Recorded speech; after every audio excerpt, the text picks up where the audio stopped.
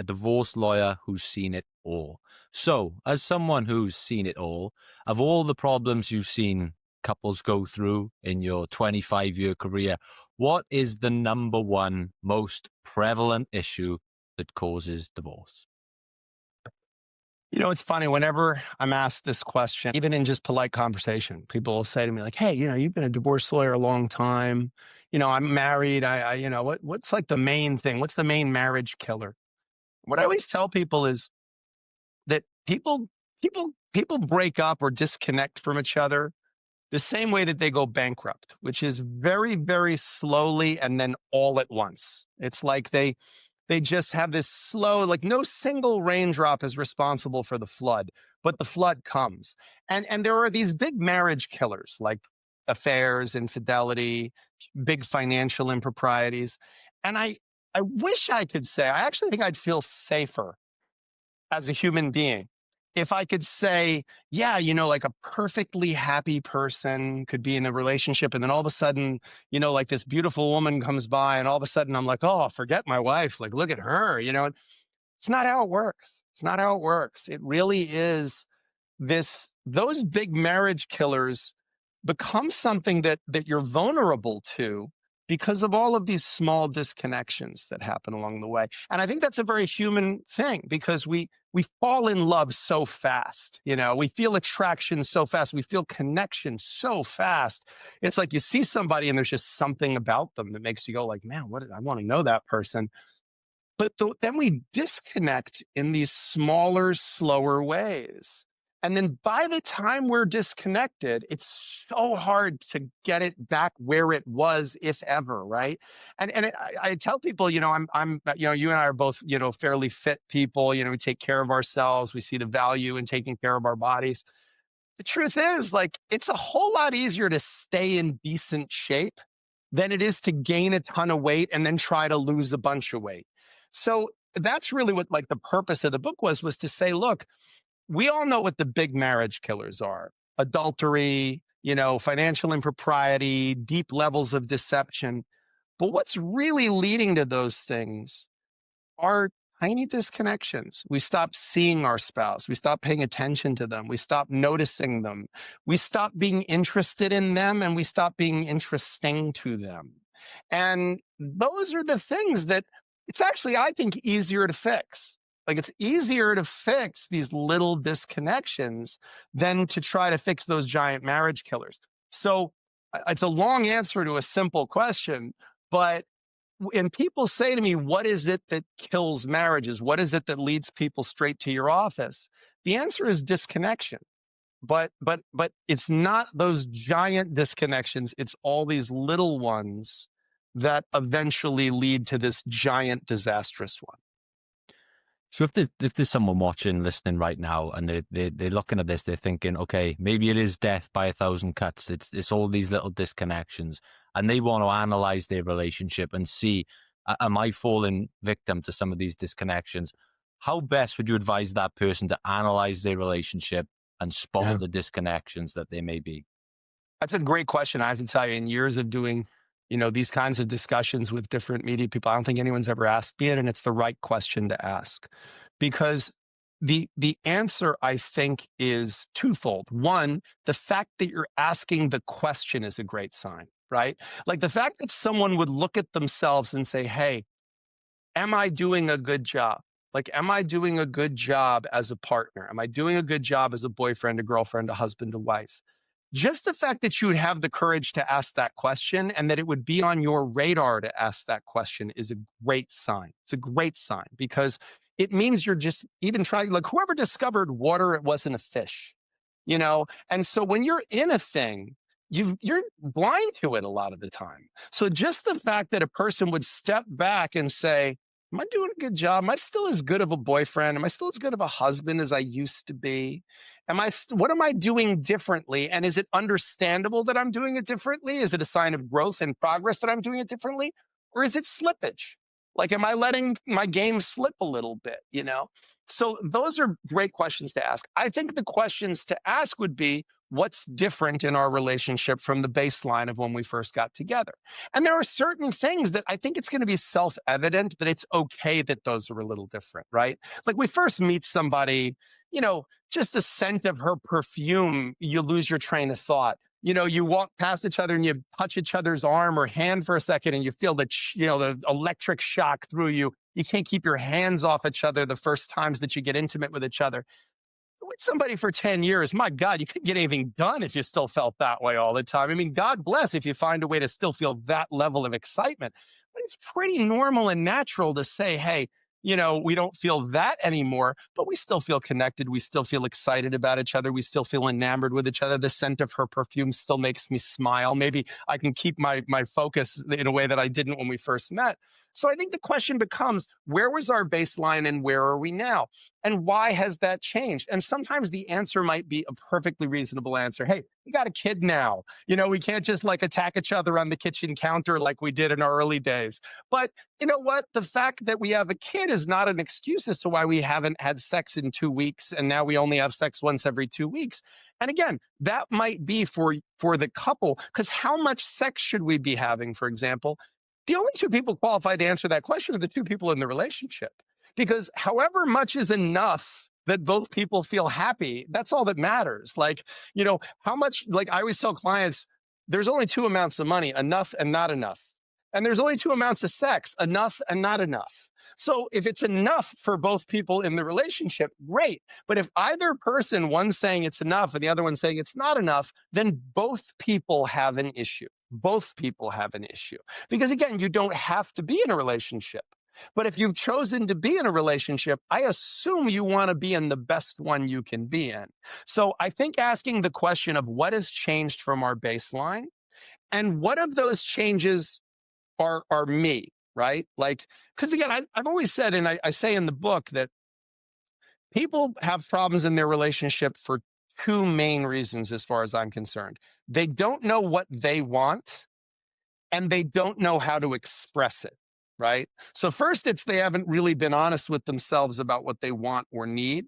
And then the second is even once they are, or if they are, they don't know how to express it to their partner, or they're afraid to express it to their partner. And so that's what I really tried to focus on in the book. Like I'm not a self-help book kind of guy. Like I was never somebody who went out and read a lot of self-help books. I think many years ago when I quit smoking, I remember reading like How to Quit Smoking book while smoking a cigarette. I remember thinking this is a very funny scene right now.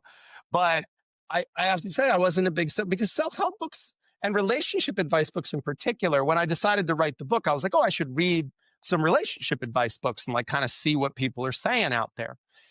And he gave like this very broad advice that sounded really good. But I was like, what does that mean? Find ways to reconnect with your partner.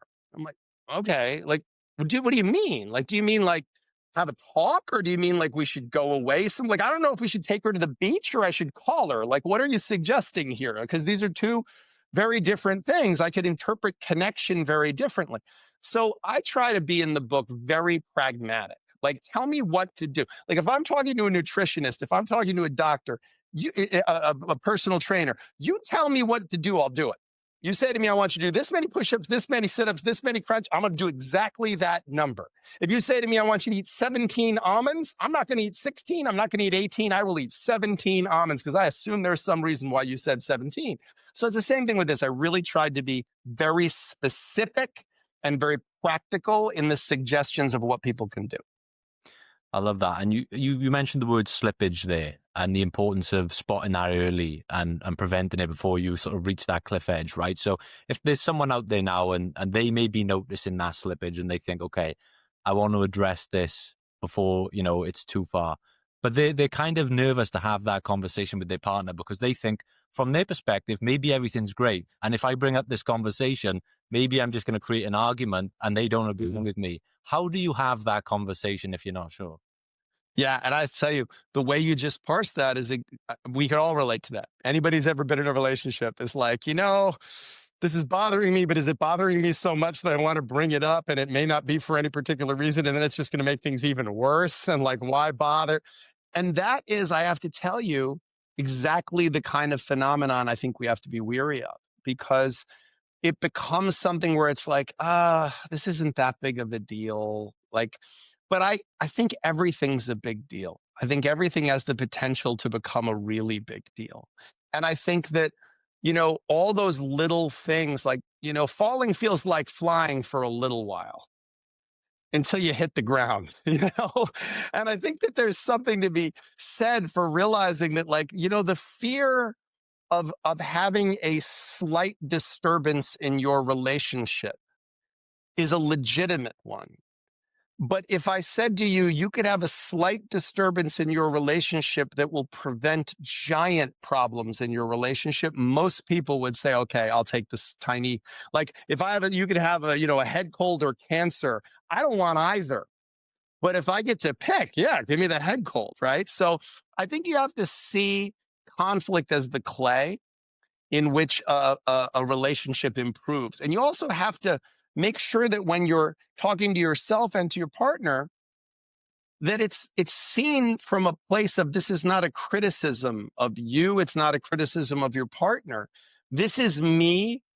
This is how important this is to me. Like, this is important to me. Like that, any conversation that begins with your partner saying, I love you and I want to be the best partner I can be to you. And I want our connection to be as strong as humanly possible for as long as humanly possible. Any conversation that starts that way, it's not going to go too far south, because if it starts with that level of connection and commitment to our shared future and our shared present and our shared joy, that's a really positive thing.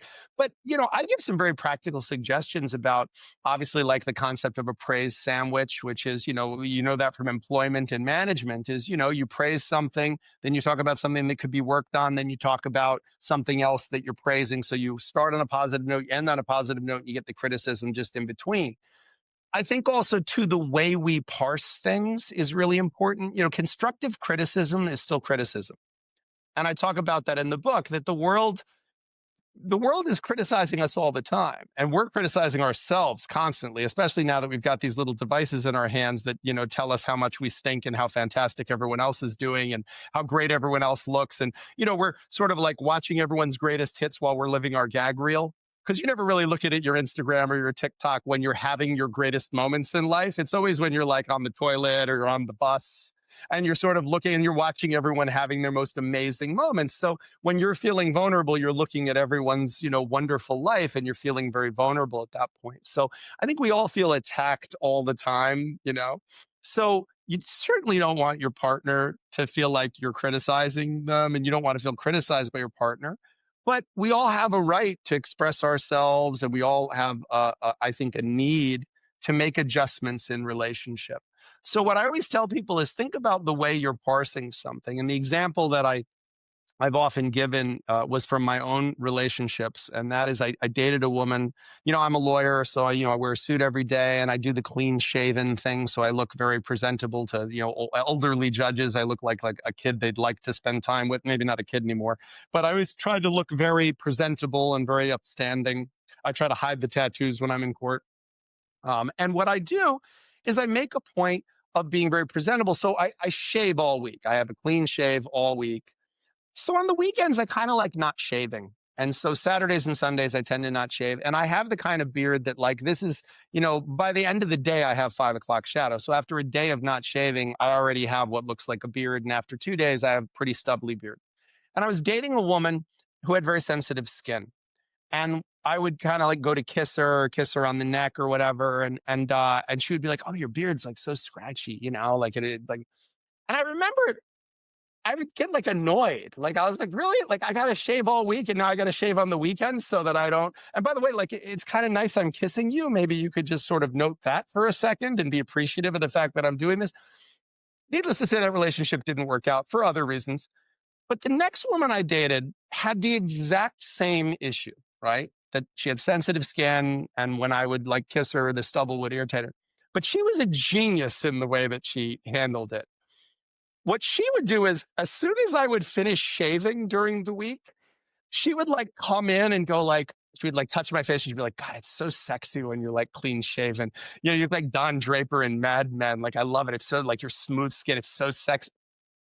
Dude, I would shave like 3 times a day. Like I would actually, like a little kid, I would shave before she was coming over. And then when she got, I would like kiss her and I'd be like, oh, I just shaved, and she'd be like, oh, I know, I love it. Da, da, da.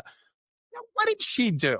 She she told me the same thing that the other person did. She just did it in a way that spun it as to a positive. Like she did it in a way that sort of manipulated my emotional state. So instead of hearing it as a criticism, I heard it as an opportunity to be appealing to my partner and to get some praise from my partner, which again, I don't care how old you are. I don't care how long you've been in a relationship. You've never been in a relationship so long that when your partner said to you, God, you're so handsome, or oh, you're so beautiful, or man, I just like you so much. You're the coolest person I know, that it didn't feel good. It always feels good. Sometimes the longer you've been in a relationship, knowing someone still feels that way about you feels even better than in early days. So I would absolutely say that, the easiest thing a person can do, the highest percentage return for the lowest possible investment is just when you feel concern about slippage and you're worried about bringing it up, think about how you bring it up. And again, parsing it as this is because this means so much to me and I want it to be so good for so long. And also think about the way you're parsing it. Instead of talking about, you never take me out anymore. It's God, I was just thinking about how, remember when we were first dating, we used to go to that little pub and how fun that was. Like, we should do that again sometime. God, I think about that sometimes. It was so much fun. Then your partner doesn't hear it as you never take me anywhere. They hear it as like, oh, this was a part of us that I like so much. Maybe we can make some room for that. And I think that that's a very non-threatening way of doing it. And it's a great way to give your partner a chance to be heroic for you. And that's always something we all love. I love this. So it's a lot of this seems to be about the way we frame things, the way we approach these 100%. conversations. And I 100%. think for something like when people think of the practice of having a constructive conversation about their relationship, it can feel a little awkward to say, right, we're going to sit down, we're going to dedicate time to working on our relationship, because it kind of feels like working upon it, right? So Yeah. people can get this sort of a little bit of the backup about that. But I suppose if you frame it in the way you mentioned, where no, our relationship is so important to me that I want to dedicate this time Yeah. to making it the best relationship it can be, then the idea of sitting down and making it a practice seems a lot more Yeah. appealing. Well, I think you make a great point, and the truth is, if we're friends and I text you and I say, hey Lewis, I need to talk to you later, you immediately are like, wait, what? Is it good? Is it bad? Is it about you? Is it about me? Like, why aren't you telling me now? Is it a secret? Whereas if I text you and I say, hey, Lewis, I got something to tell you later on. It's about my job. It's good. You can, all right, I can wait till later then. Like, whatever. I know what, like I don't, yeah. So I think the worst thing you could do is say, when you get home tonight, love, I need to speak to you. It's like, okay, wait, what? Like, what did I do? Or what did you do? Or what's going on? The other thing you can do too is I have had some friends who've shared with me when the book came out and they read it.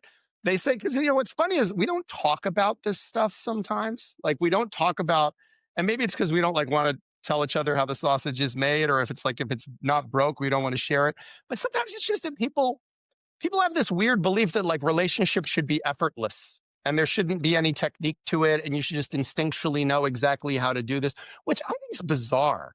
Like, especially if you're in a long-term relationship, like a marriage or a cohabitation, like this person is your roommate, your travel partner, your financial partner, your sexual partner. Like there's a whole list of stuff that they do that is only loosely related. Like someone could be an amazing lover and a terrible roommate, or a really good roommate, but they're not a particularly great travel companion. So like just because you can cook doesn't mean you can farm. Like yeah, they both have to do with plants or food, but it's not the same use.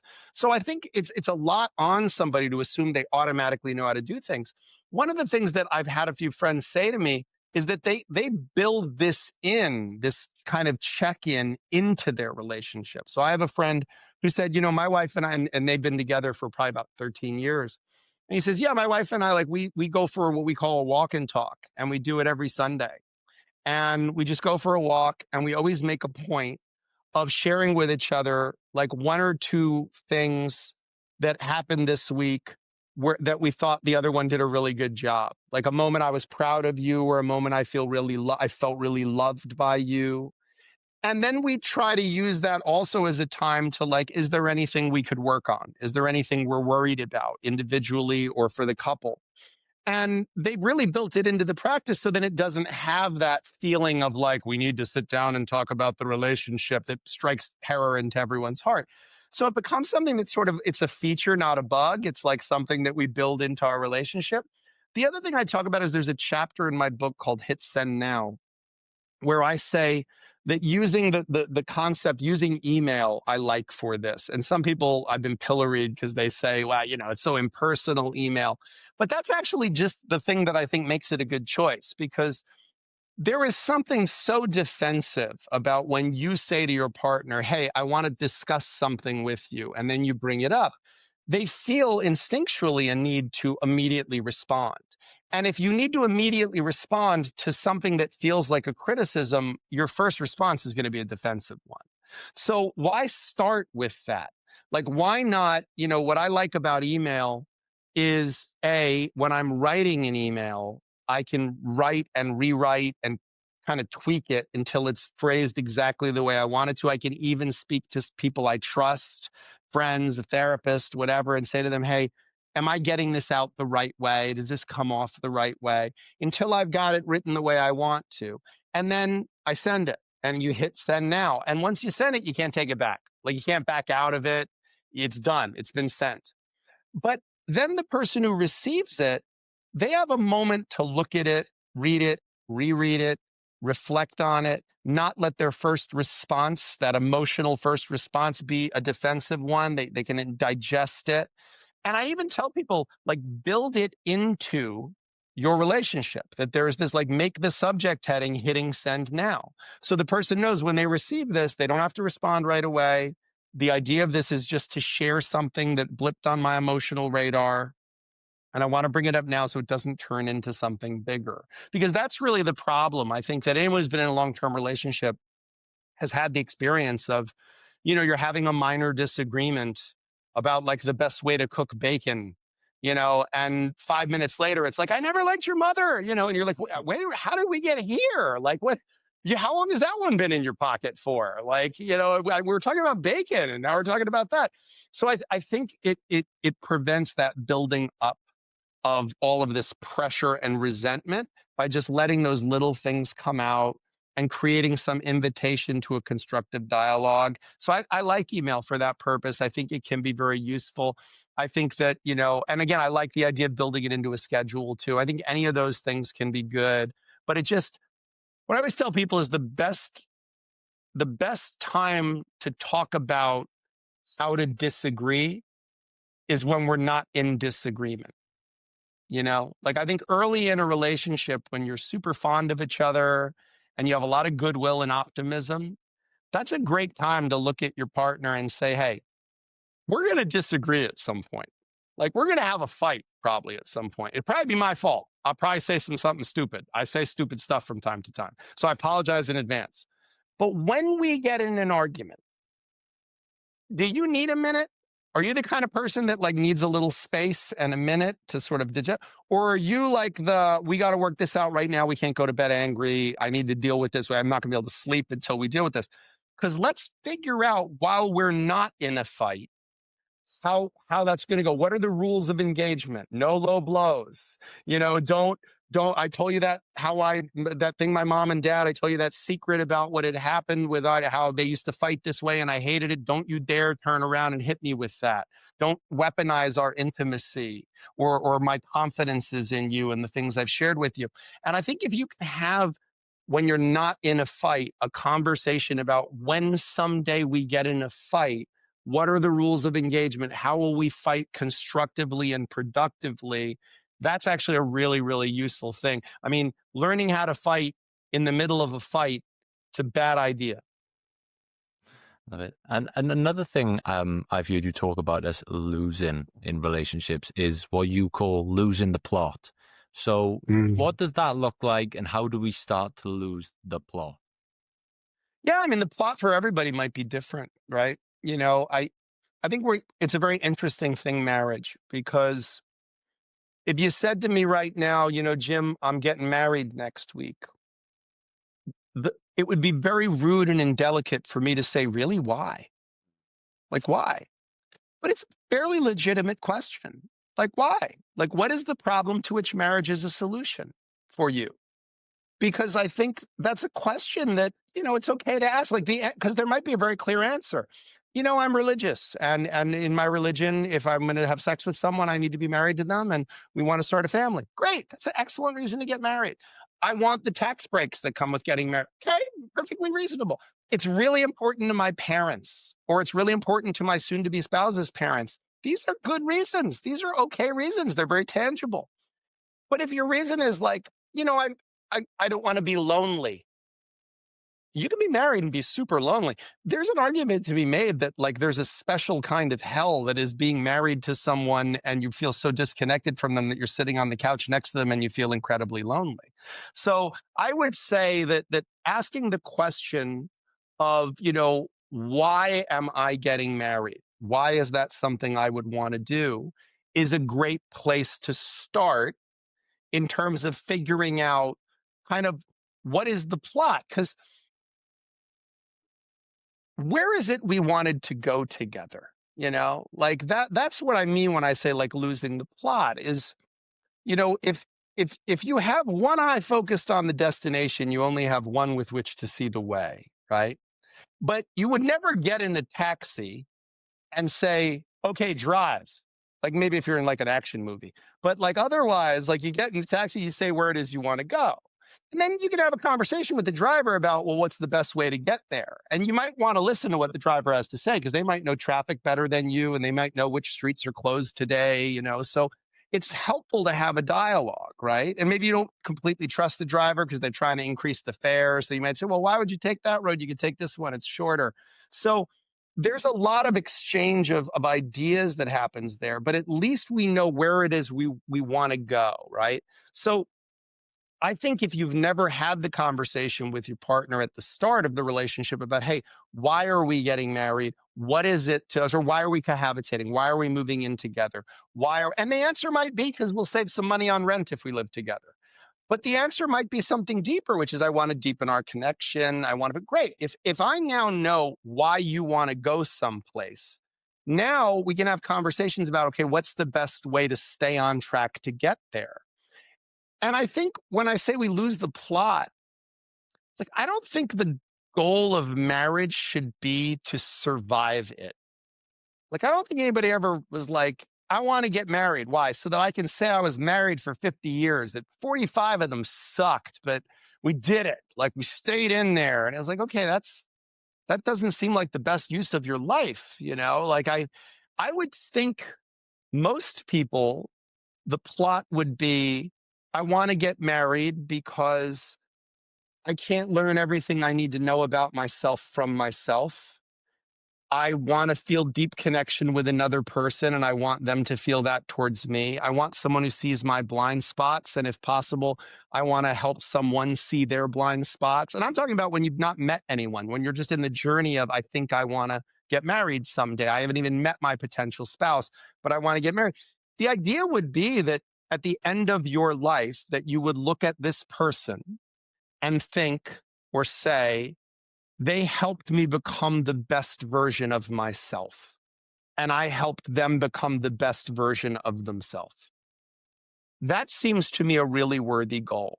And if that was the goal, then you have a much better sense of, am I on track for that? Is everything I'm doing, moving me in that direction, right? Like if my primary goal is I want to have an 8-pack by the end of the summer. I want to have the most chiseled abs. I got a ways to go. But let's say I want to say that's my goal, okay? Well, then everything I do, I can ask myself, is this helping? Is this helping that goal or hurting this goal? Or is it neutral to the goal, right? So this thing I'm eating, does it help that goal? Does it hurt that goal? This activity I'm engaged in, is it helping that goal, hurting that goal? I think it's the same thing. I think you have to, in your relationship, have a conscious practice of, where are we trying to go? If the answer is we're just trying to survive the day together and not kill each other, okay, then you have a different set of priorities. But if the goal is, I'd really like to make this person happy and I'd like to have them be someone that's a conduit to my happiness, then I think the way you're going to relate to that person is going to be different. There's a statistic I read that 86% of people who divorce remarry in 5 years. Within 5 years. I thought about one of my close friends who went through a very messy divorce. It wasn't pretty at all. It was probably the worst year of his life. And, I speak to him about his new relationship, and he talks about wanting to propose to his new girlfriend. And it made me think that if this person's gone through probably the worst year of their life and they're willing to put themselves at risk of something similar again, then there must be something about marriage that's worth it. There must be something important. So what is it about marriage that people find such importance from to go through something like that and think, I'll do it again? Yeah, I'm astounded by it. And I see it. I just had a dear friend who's married for 20 plus years, went through a horrible divorce that spanned probably 2 years, 2.5 years. And he's now been officially divorced for about 4 months and he's engaged. And I got to tell you, he couldn't be happier. I've never seen him so happy. Like he's delighted, I think there's a cynical answer to that question and a non-cynical answer. And I don't know which is the right one. So I'll say them both because I, unlike most humans, can hold two competing thoughts in my mind at the same time. I think it's a side effect of arguing both sides of almost every issue for a living that I really do have the ability to see, okay, I get their argument and I get their argument on almost every issue. So the cynical explanation for this is that we're all terrified of being alone. That I open my book with a quote from a play by Padachevsky, where a man is talking to a friend of his, and he says, she says he's talking about the woman in his life, and he says, she says she loves me. I think what she means by that is she prefers the senseless pain we inflict on each other to the senseless pain we would feel if we were alone. And I put that in there because I just thought, what a cynical definition of love that is. But perhaps it's true. Perhaps it's the avoidance of pain and not the pursuit of pleasure that pulls us towards marriage. No one can deny that we're pulled towards marriage. I think the question is that something to be transcended? Is that something that we should evolve out of? Is it something that is a weakness? We all know we want to eat chocolate cake, but we know it's not good for us. Statistically, marriage is probably not good for us, or we're terrible at it, I should at least say, as a species, not just as a society, because this crosses cultural boundaries.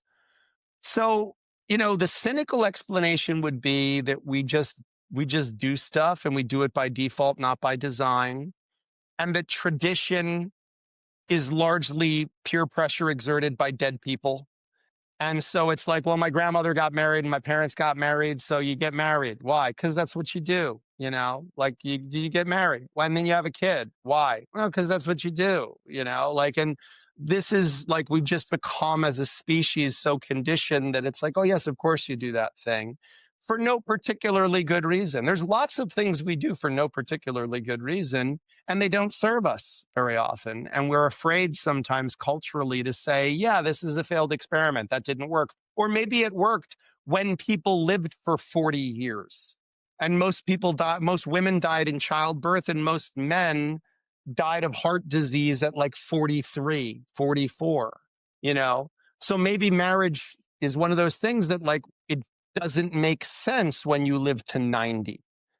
So it no longer makes sense in this society. My grandmother thought marriage was very important. My grandmother didn't have every song that's ever been written on a device in her hand, every book that's ever been written instantly accessible, and the mind of a genius accessible to her on every single issue with the push of a button.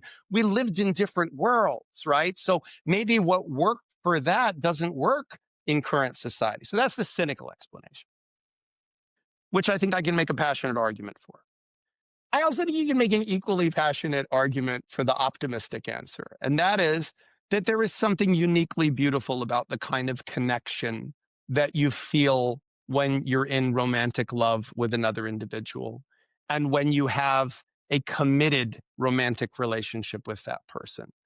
And that means committed to each other's health and happiness and success. It doesn't necessarily mean monogamy. I think there are people that have ethically non-monogamous relationships that are probably successful. I don't meet them because I'm a divorce lawyer. I only meet the train wrecks that happen when non-monogamy goes the wrong way or when it's a Hail Mary pass to sort of try to save a dying relationship. But I'm sure that there are plenty of people that have all kinds of permutations of relationships that never end up in my office, so I wouldn't really know. But I think that there is something really uniquely beautiful about the connection between two people who are deeply committed to each other.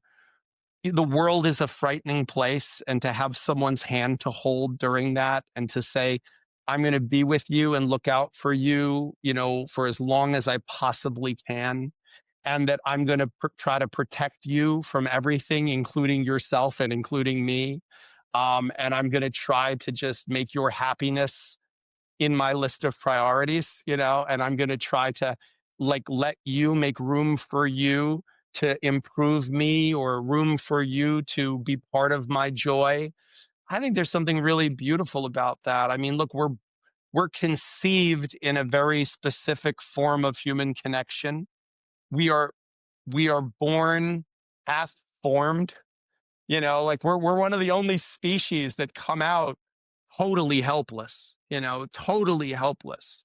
And hopeful that whoever meets us on the other side is kind enough to fill us in, and there's something really, we're born of human connection with another.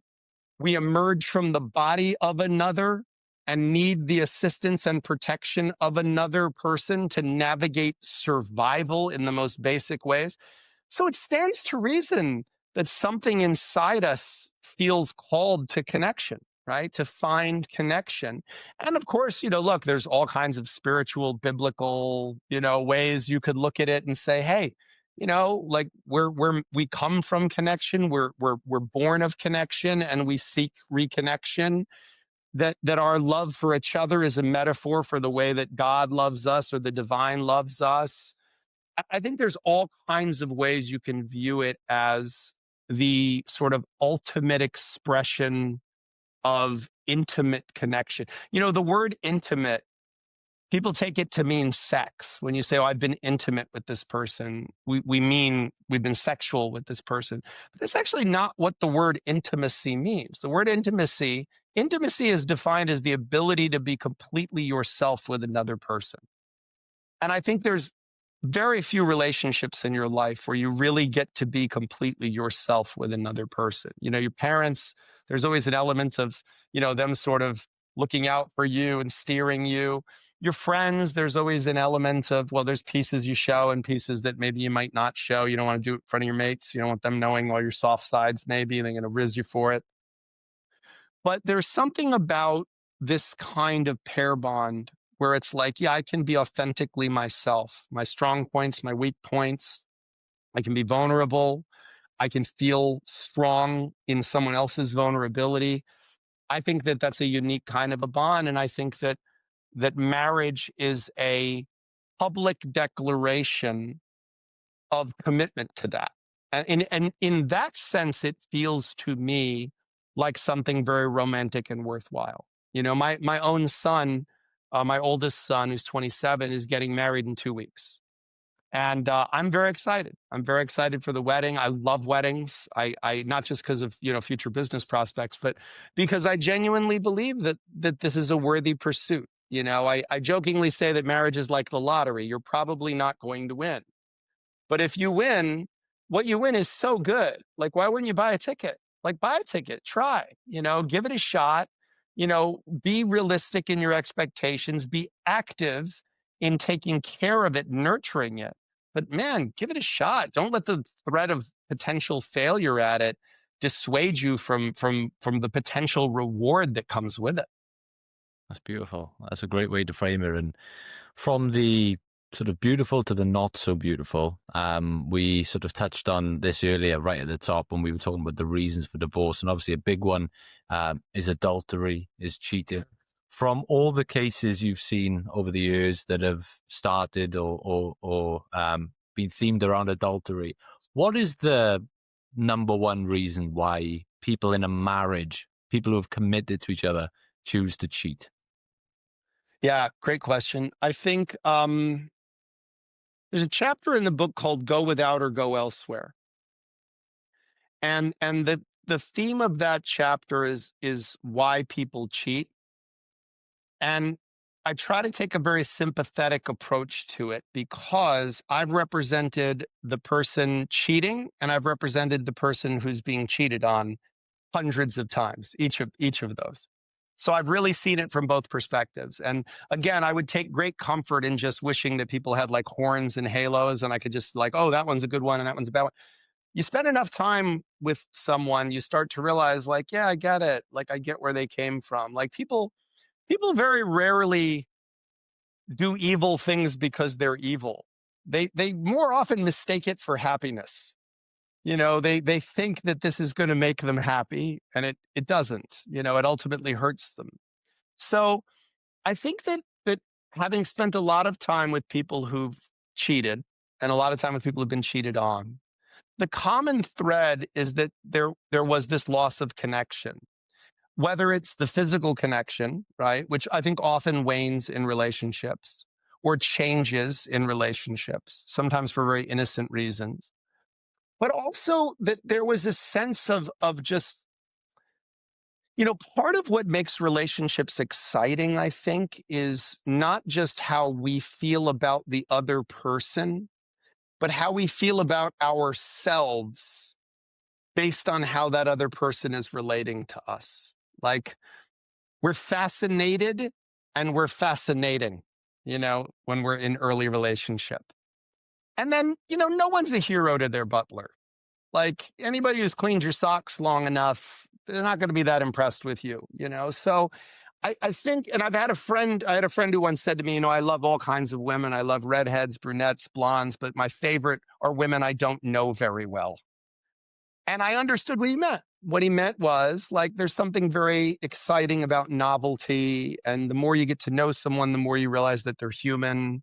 And the more that you start to see the flaws in them, just like, and they start to see the flaws in you. Very normal, very natural. Again, is it a reason not to engage in pair bonds or get married? I don't think so. I think it's an unhealthy way to look at the world. But, you know, everybody lives their lives the way they choose to live their lives. I think one of the challenges that we have to overcome, and adultery, I always tell people, you know, it's been around a long time. Like it's probably been around, like if monogamy was invented on Monday, on Tuesday is when adultery was probably invented. Like I think it happened right away. And the best evidence I have of this, whether you're religious or not, is allegedly God said to Moses, here's 10 rules. We've only got room for 10 on these stone tablets, but these are the 10. Don't commit adultery essentially is the only one that got two of that list of 10. Like, don't covet your neighbor's wife and don't commit adultery. Like, that's kind of amazing. Thou shalt not kill got one, you know, but don't commit adultery and don't covet your neighbor's wife.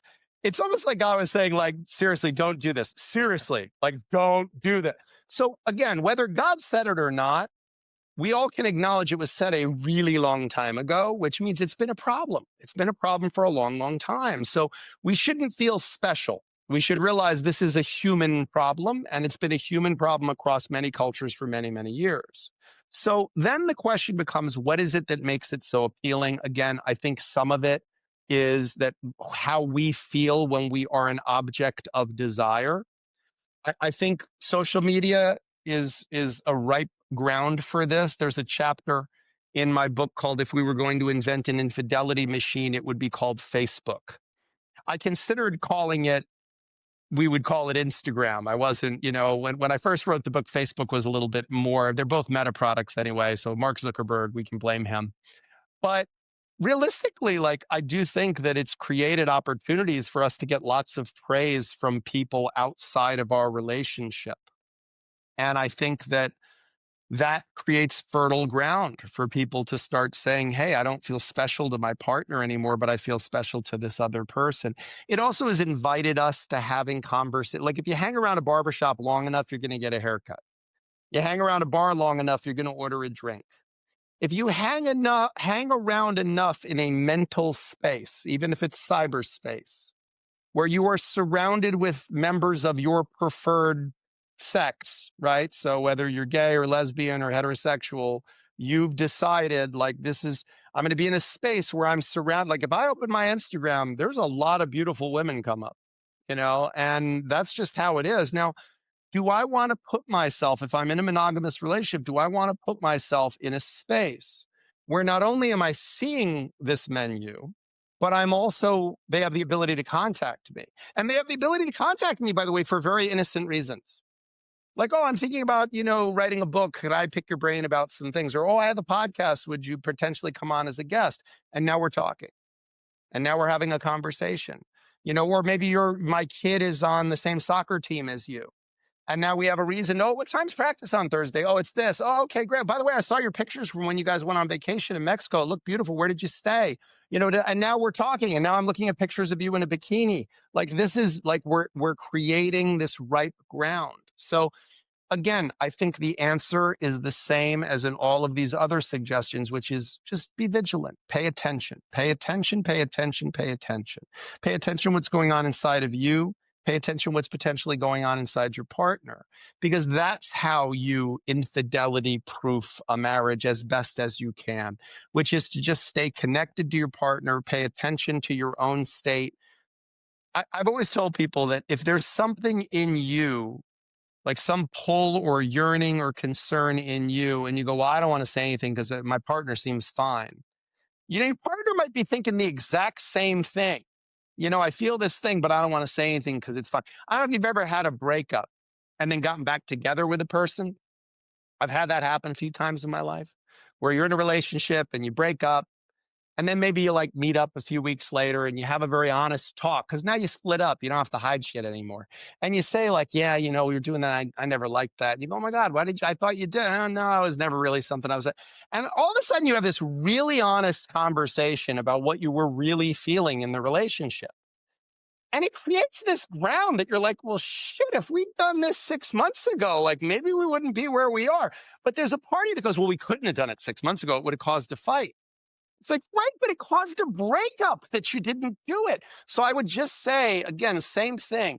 Like, don't be afraid. And I try in the book to talk about, again, some maybe they're not 100% honest, but they're useful. Like they're useful and they're well-intentioned ways of connecting with your partner. One of the examples that I give in the Go Without or Go Elsewhere chapter is if there's something that, you've been fantasizing about and you wanted to sort of do in the bedroom, you might be hesitant to say to your partner, hey, I want to try XYZ. They might hear it as a criticism and they might go, oh, how long? Why are you thinking that? Why do you want that?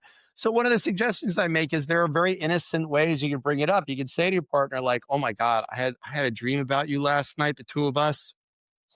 I feel like I should apologize to you. It was like crazy. Your partner's going to go, what? Wait, what were you doing? What happened? And you go, well, and you tell them whatever it is you've been thinking about, fantasizing about, wanting. And if their reaction is, oh my God, I would never want to do that, you can go, oh yeah, no, I know, it's crazy. Like it was just a weird dream. Maybe I ate too much dairy before bed. But maybe they might say, as many people do, like, was that something you would want to try? And then you could say, I didn't really think of it. I had that dream and it was kind of, yeah, maybe that might be. And now we're having a dialogue. And now we're not uncomfortable because we're not being criticized. We're just sharing ideas and sharing space. So I think that there are ways to very happy people in a relationship, in my experience, don't cheat on each other. Like you made a choice to be in a relationship because you enjoy each other. That's usually the reason why people make that decision. So I think all you have to do is just bounce off of that goodwill. And again, try to keep that in a good place. And I know you're not a private investigator, but I can feel the suspicious in our audience urging me to ask this question. And from all the cases on adultery you've dealt with, I wonder if you may be able to point to some signs maybe that you've had through conversations across the board that someone's partner may be cheating on them? Yeah, I mean, they're going to sound silly, but yeah, I got a lot of these. Dramatic changes in their style and appearance is sometimes a big tell. So, guy grows a beard, woman gets a radical haircut, or starts wearing sexy underwear, or he starts giving more thought to what boxers or briefs he wears.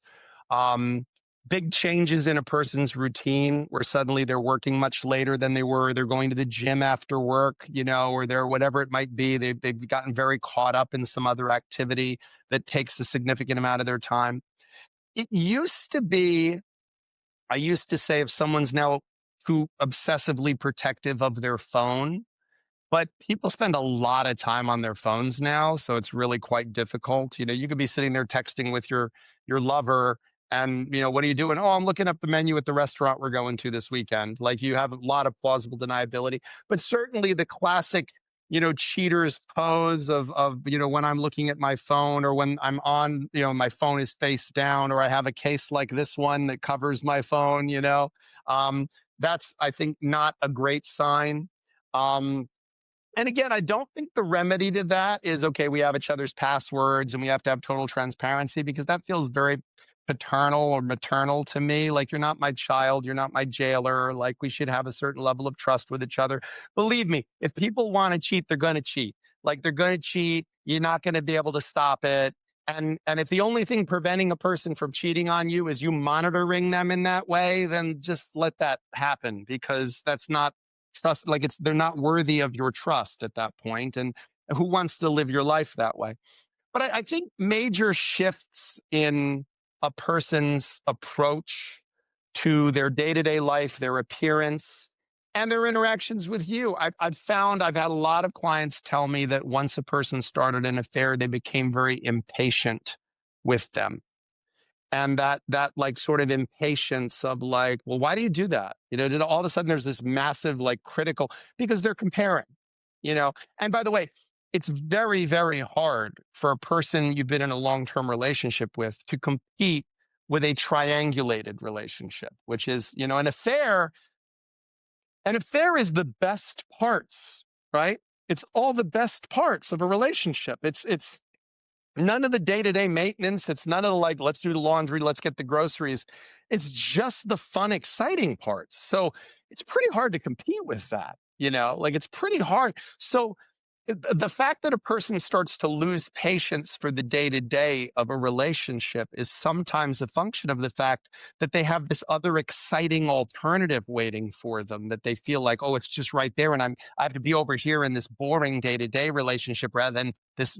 Now, the interesting phenomenon of that is the old joke of, like, a man who leaves his wife for his mistress just creates a job opening, because eventually the mistress becomes the wife, and then there's the wife is just the wife, and then the mistress, there's just another space that's open there. So and that's not necessarily true. I have seen some people that, they meet in this, terribly unfortunate circumstance, but ultimately this is a person who they have a deep connection with, and they move forward and have a wonderful life together. That happens. Most of us would like to pretend it doesn't, but it does.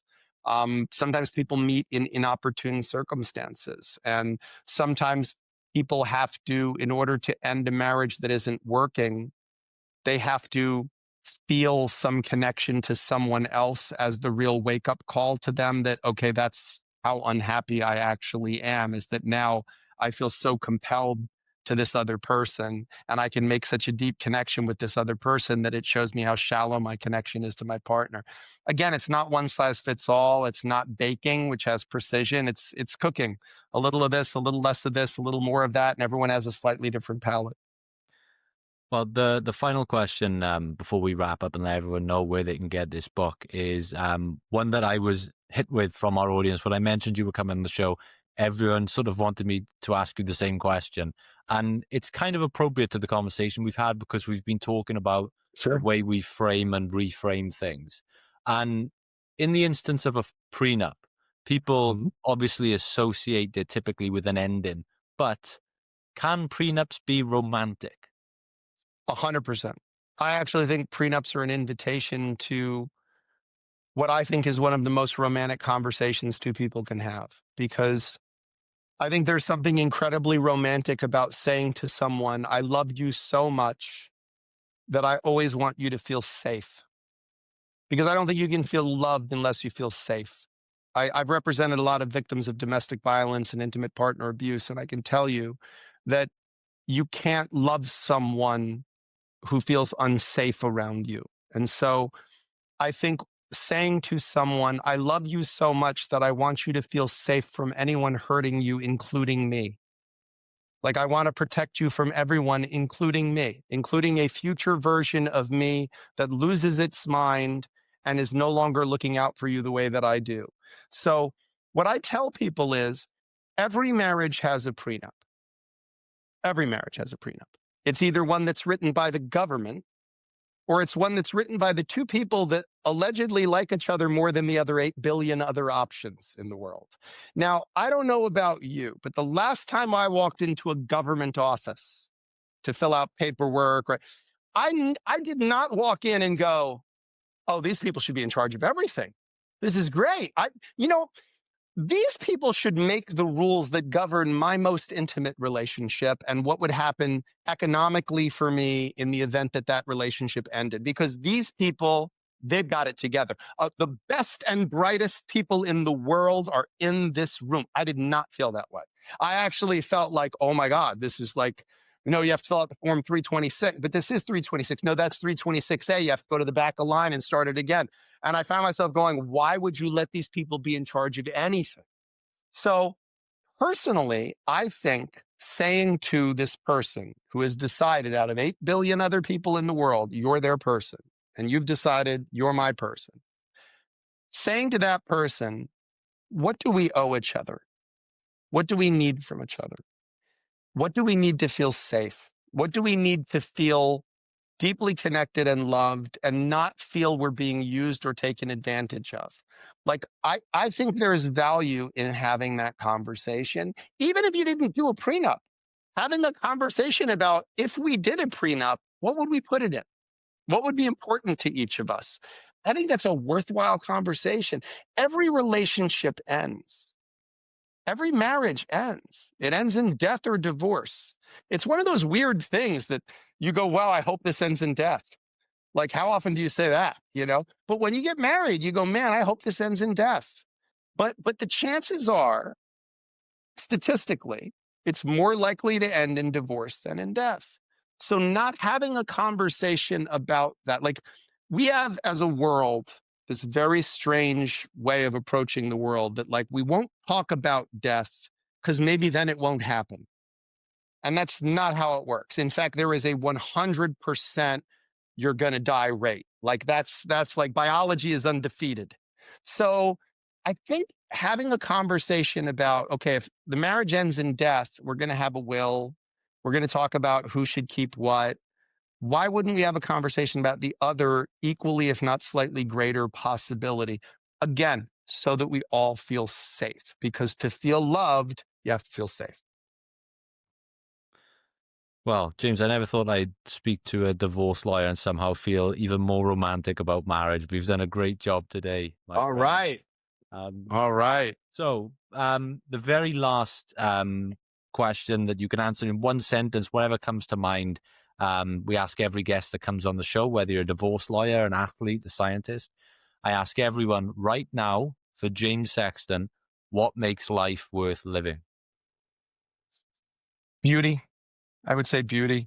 I think the world is just, we're surrounded by it. There's so much beauty, and it's hard not to see beauty. It's hard not to see the beauty in our connections to each other, in our frailty as human beings, our impermanence as human beings.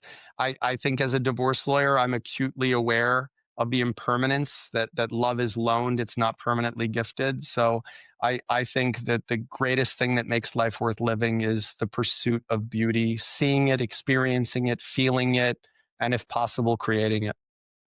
Amazing.